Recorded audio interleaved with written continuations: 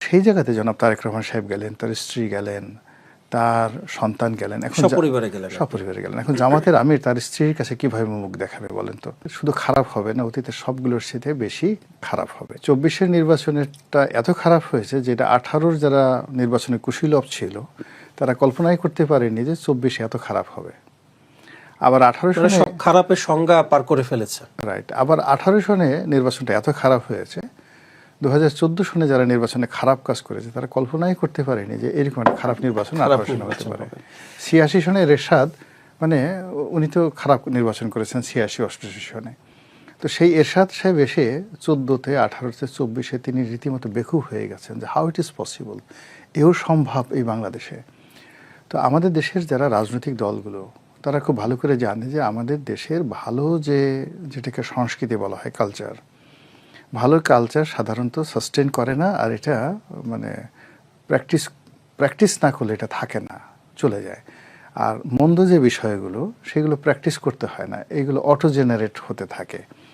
ফলে ওই যে রাতের ভোট, ব্যালট বাক্স ছিনতাই, ভোট জালিয়াতি থেকে শুরু করে ভোট সংক্রান্ত যত অনিয়ম অতীতে হয়েছে, এটা আগামীতে সুযোগ পেলে শুধু খারাপ হবে না, অতীতের সবগুলোর সাথে বেশি খারাপ হবে। এটা হলো স্বাভাবিক ফেনোমেনা। তো সেই কারণে জামাতে যারা নেতৃবৃন্দ রয়েছেন তারা তো এখন এই সময়টাতে খুব দুঃখের মধ্যে আছেন, তাদের কষ্টের কোনো সীমা নেই।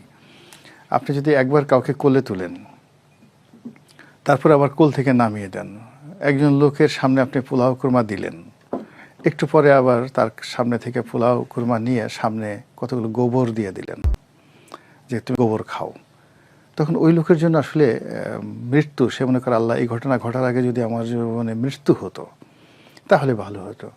তো গত 17 মাস যাবৎ যখন জামাতের লোকজন যমুনাতে যেতেন, ওখানে সানাই বাজত, নহবত বাজত, ওখানের কোকিলরা গান গাইতো, বাগানের যত গোলাপ সেগুলো সব ফুটত, অধীর আগ্রহে সেই যমুনার সবাই আহলান ওয়া সাহালান, আসুন আসুন হুজুর আসুন, এভাবে জামাতের লোকদেরকে পাত্তা দেওয়া হতো।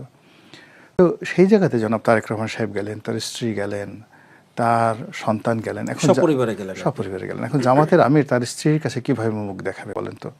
যে তুমি 17 মাস এত সার্ভিস দিলা, এত কিছু করলা, তো তুমি এতবার গিয়ে সেই যমুনাতে গিয়ে এত ভালো ভালো খাবার খেলে, হ্যাঁ, অত সুন্দর করে একজন, মানে যে কোনো রাজদরবারে যাওয়ার মধ্যে একটা আলাদা একটা আর্ট আছে। তো স্ত্রীরা বলে যে তো তুমি সেখানে গেলে, আমাকে তো নিয়ে গেলে না, অথবা ইনুস সাহেবকে তুমি এত সার্ভিস দিলে, তো তিনি তারেক রহমান সাহেবের স্ত্রীকে দাওয়াত করলেন, তার সন্তানকে দাওয়াত করলেন, তোমার কি স্ত্রী নেই, তোমার কি সন্তান নেই? তো এখন বেচারা চিন্তা করেন, এই ধরনের কথাবার্তায় তাদের তো ভীষণ রকম মন খারাপ। একইভাবে চরমনায়েরও ওই একই সমস্যা হয়ে যাবে। তো এই বিভিন্ন কারণে হলো কি, আমাদের সমাজের মধ্যে না একটা ফ্রাস্ট্রেশন ছড়িয়ে পড়েছে। এই ফ্রাস্ট্রেশন থেকে কি জামাতের আমিরের এমন শঙ্কা যে? না, ফ্রাস্ট্রেশন থেকে নয়, ফ্রাস্ট্রেশন তিনি তার অভিজ্ঞতা থেকে এই কথাটা বলেছেন।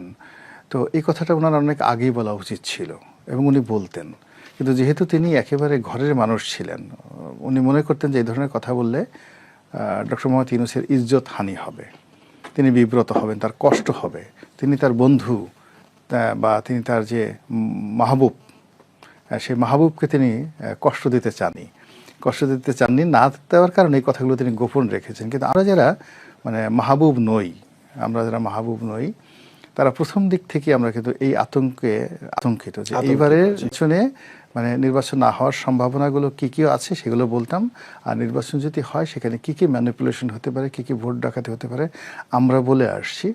ফলে জামাতের আমিরের মুখ থেকে, তার পবিত্র জবান থেকে এই প্রথম আমাদের মতো দুর্মুখ যারা, তাদের একটা বক্তব্য তার মুখে শোভা পেল, এজন্য তাকে আমরা স্বাগত জানাচ্ছি, আহলান